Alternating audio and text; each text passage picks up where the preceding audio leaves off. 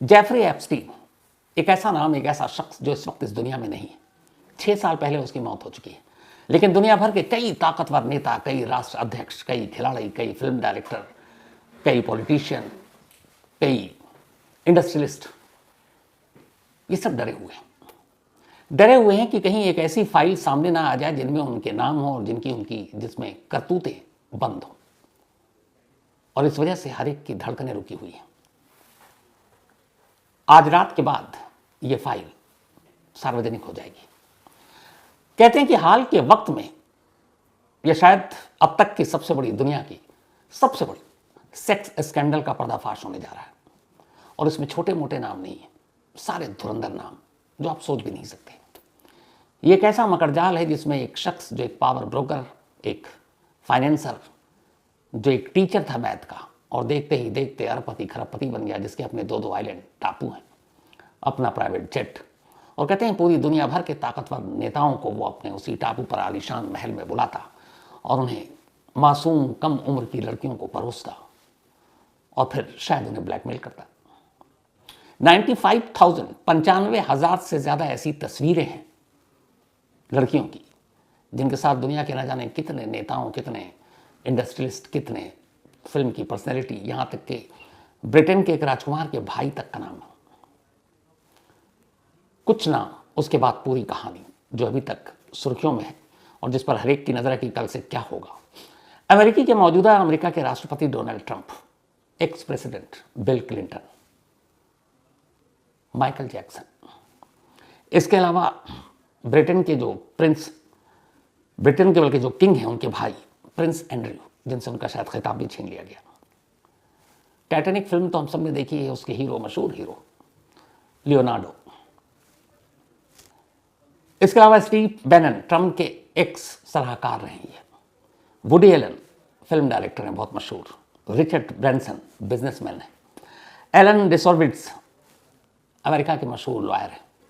और अपने इंडिया के भी कुछ पॉलिटिशियन के नाम आ रहे हैं। लोकसभा में ये मुद्दा उठा भी कि इस फाइल में कुछ इंडियन हैं जिनके नाम है। अब ये फाइल कल खुलने जा रही है, सार्वजनिक होने जा रही है और इस पर पूरी दुनिया की निगाहें। इस फाइल की वो चीज़ें सार्वजनिक होने जा रही हैं जो अमेरिकी जांच एजेंसी FBI यानी कि फेडरल ब्यूरो ऑफ इन्वेस्टिगेशन ने अपनी पूरी जांच के दौरान जो कुछ भी निकाला, पाया, वो सारी तस्वीरें, वो ईमेल्स, वो बातचीत, वो सारी चीज़ें सार्वजनिक होने जा रही हैं। है क्या ये बड़ा, जो मतलब एक तरह से एक अय्याशी का अड्डा और जहां दुनिया के ताकतवर लोग, ये पूरा खेल क्या है? तो जिस शख्स की मैं बात कर रहा हूं, जेफरी एप्स्टीन के बारे में ये कहा जाता है कि वो असल में जो उसकी गर्लफ्रेंड थी मैक्सवेल मोसाद के एक एजेंट की बेटी है। और कहते हैं कि एप्स्टीन इजराइल में मोसाद का ही एक एजेंट था जो अमेरिका में रहकर दुनिया भर के ताकतवर लोगों को इसी अय्याशी के जरिए अपने जाल में फांसता और फिर उनसे इजराइल के हक में सारे काम करवाता। तो उस पर इजरायली एजेंट मोसाद के लिए काम करने का शक है।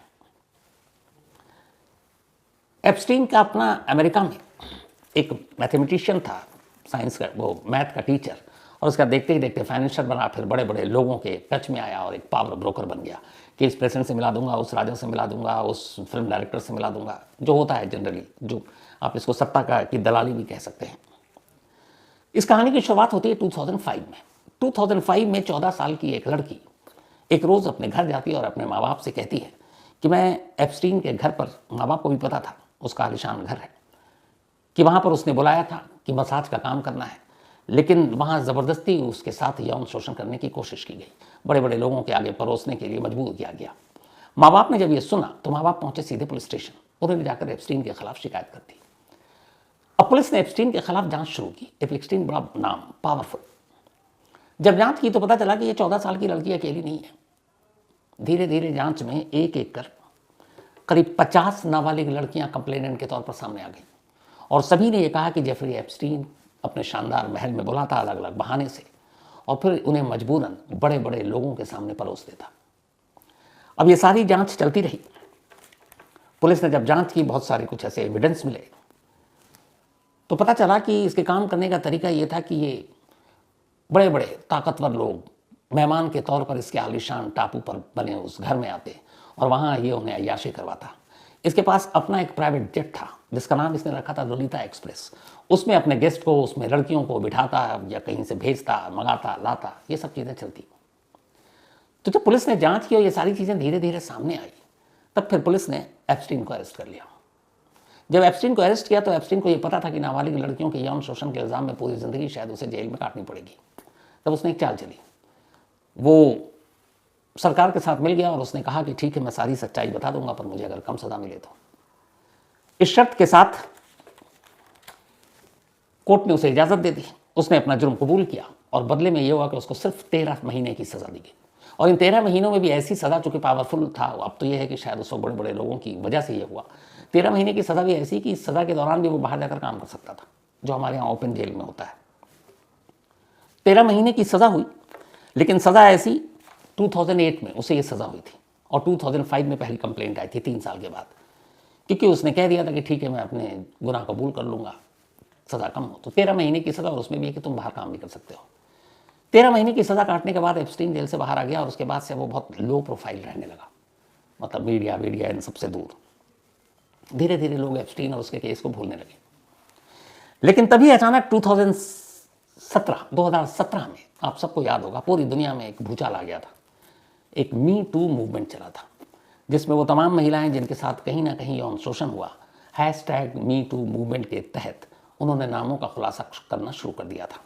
और ये हुआ इसलिए था क्योंकि अमेरिकी न्यूज़पेपर न्यूयॉर्क टाइम्स ने उस वक्त एक हॉलीवुड के बहुत मशहूर प्रोड्यूसर थे, हार्वे वाइनस्टीन के खिलाफ एक रिपोर्ट छापी थी, जिसमें हार्वे वाइनस्टीन के ऊपर अपनी ही फिल्मों की हीरोइन, मॉडल्स और बाकी जो स्टाफ थे उनका यौन शोषण करने का इल्ज़ाम लगा था।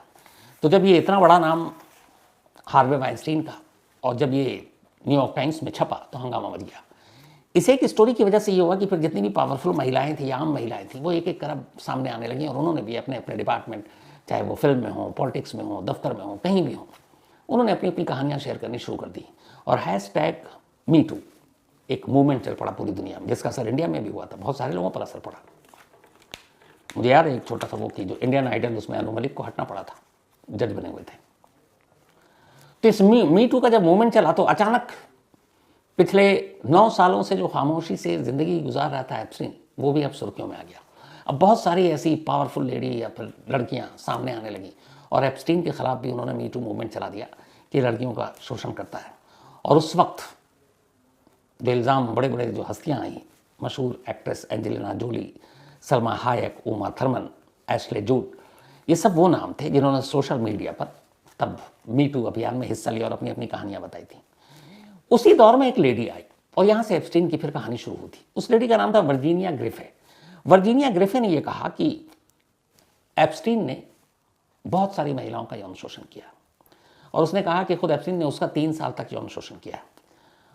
और इसके बाद जब ग्रिफे सामने आई तो 80 और महिलाएं सामने आई एप्स्टीन के खिलाफ। अब ग्रिफे का इसलिए आना ज़्यादा यहाँ पर इंपॉर्टेंट हो गया क्योंकि ग्रिफे का यह दावा था कि वो जो भी अमेरिका के राष्ट्रपति हैं डोनाल्ड ट्रंप, उनका एक क्लब है मार-ए-लागो। तो मार-ए-लागो में उन्होंने कहा कि मैं काम करती थी और वहीं एप्स्टीन अक्सर आया करता था। और वहीं उसकी मुलाकात गिस्लेन मैक्सवेल से हुई। गिस्लेन मैक्सवेल वही जो एप्स्टीन की गर्लफ्रेंड थी, और वही मैक्सवेल जिसके फादर मोसाद के जासूस थे। तो फिर इन्होंने कहा कि मसाज और थेरेपी के नाम पर बहुत सारे लोगों को उस टापू पर, उस महल में बुलाता है एप्स्टीन, और फिर झांसा देकर, लालच देकर या कभी धमकी देकर, धोखे से उन सभी का यौन शोषण करता। और उसमें ज़्यादातर कम उम्र की बच्चियाँ होती और वो बड़े बड़े पावरफुल मेहमान आते और उस टापू पर अक्सर डोनाल्ड ट्रंप भी आया करते थे। तब ग्रिफे ने जब ये इल्ज़ाम लगाया, उसके बाद इत्तेफाक से ग्रिफे की मौत हो गई और ये कहा गया कि ये खुदकुशी की उसने। एक बहुत बड़ा सबूत और एक रहस्यमयी मौत। खैर, ये सब चलता रहा। अब जब ये हुआ तो मी टू मूवमेंट के बाद फिर से एप्स्टीन का भूत जागा और एप्स्टीन को बाकी जो महिलाओं ने कंप्लेंट लिखाई उसके बिना पर 2019 में अरेस्ट कर लिया गया। और इस बार इल्ज़ाम लगा कि ये सिर्फ ना बच्चियों का यौन शोषण करता है, बल्कि एक पूरा रैकेट चलाता है जिसमें फरोशी का, यानी दुनिया के सबसे पुराने धंधे का और ये सब कुछ हुआ। उसके बाद अब एप्स्टीन को जेल भेज दिया गया। इस बार संगीन मामला था, एप्स्टीन जेल में पहुंचा। अब ये था कि बड़े बड़े नामों का खुलासा होगा, क्योंकि एप्स्टीन अगर जिसमें फरोशी के धंधे में है, अपने प्राइवेट जेट में कम उम्र की लड़कियों को बुलाता है अपने टापू पर, और उसमें ट्रंप जैसे नाम है, फिर उसी वक्त ये सारे नाम आने शुरू हुए, जिसमें बिल गेट्स तक का नाम, माइक्रोसॉफ्ट के को फाउंडर बिल गेट्स, जिनको एक समाज सेवी भी माना जाता है, उनका नाम, फिर ट्रंप की, बिल गेट्स की, जो प्रिंस एंड्रयू हों इंग्लैंड के किंग, उनके भाई की, इन सब की तस्वीरें लड़कियों के साथ आने लगी। जब ये हुआ उसके बाद गिरफ्तार कर लिया गया। अब ये हुआ कि नाम का और खुलासा होगा, लेकिन तभी एक अचानक कहानी करवट बदलती है। एप्स्टीन को गिरफ्तार करने के बाद जेल भेज दिया गया, लेकिन जब एप्स्टीन जेल जाता है तो जेल के अंदर अचानक 10 अगस्त 2019 को रहस्यमयी तौर पर एप्स्टीन की मौत हो जाती है। खबर ये आती कि एप्स्टीन ने, और ये न्यूयॉर्क के मेट्रोपॉलिटन करेक्शनल सेंटर, जो जेल है जिसका नाम है, वहां पर रखा गया था। 10 अगस्त 2019, गिरफ्तारी के कुछ महीने बाद ही एप्स्टीन इसी जेल में मर जाता है। इसके बाद जांच होती है और बताया जाता है कि एप्स्टीन ने अपने बिस्तर पर लेटकर फंदा लगाकर जान दे दी, यानी उसने खुदकुशी की। अब ऐसे वक्त में जब ये मूवमेंट चल रहा है, बड़े बड़े नाम सामने आने हैं, बड़े बड़े लोगों का खुलासा होना है, एप्स्टीन की रहस्यमय मौत ने इस मामले को सुलगा दिया, पूरे अमेरिका में खबर सुर्खियों में। इसके बाद जांच हुई, जो भरतरफ हुआ कि नहीं, ये मौत साधारण नहीं है।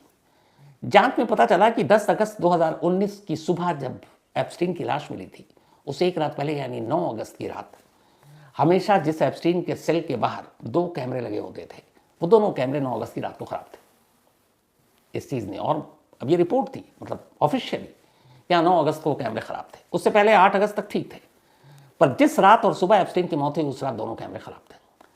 इसने शक को और भी आगे हवा दी, और ये माना जाता आज भी कि एप्स्टीन को जानबूझकर ताकतवर लोगों के दबाव में रास्ते से हटाया गया, और उसकी वजह यह थी कि अगर वो नाम खोलना शुरू कर देता तो फिर पता नहीं क्या होता। अब एप्स्टीन की मौत हो गई, लेकिन इसके बाद FBI भी इस मामले की जांच कर रही है, मी टू मूवमेंट के बाद। तो जब FBI ने जांच करना शुरू किया तो फिर उसके दोनों टापू पर उसके आलिशान घरों में छापा डाला। छापा मारने के बाद FBI भी दंग रह गई। वहां से करीब 95,000 तस्वीरें मिली, जो नाबालिग लड़कियों की थी, अश्लील तस्वीरें, बहुत ही प्राइवेट मोमेंट्स के।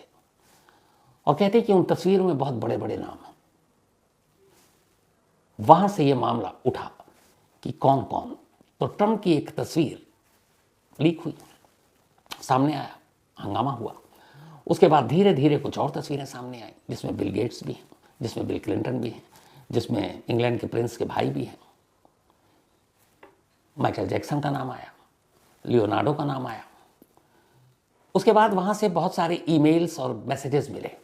जब वो सारी चीज़ें मिली तो उसमें नाम थे, और ये था कि कब कब कौन कौन कितने बजे कहाँ मिलने आया। अब ये हंगामा मच गया। उधर FBI जांच कर रही है, लेकिन इन सारी चीज़ों को, सारे डॉक्यूमेंट्स को, इस कायदे से सेक्स फाइल्स को छुपा दिया गया, और FBI ने इसको कहीं जाहिर भी नहीं किया। ये सब कुछ चलता रहा। इसी दौरान में अमेरिकी पार्लियामेंट में 2 वहाँ के जो मेंबर थे अमेरिकी पार्लियामेंट के, उन्होंने अचानक लास्ट मंथ नवंबर में एक मोशन रख दिया, और ये कहा कि जो भी एप्स्टीन फाइल्स है उसको सार्वजनिक किया जाए, जनता के सामने रखा जाए, उसमें जो भी होगा।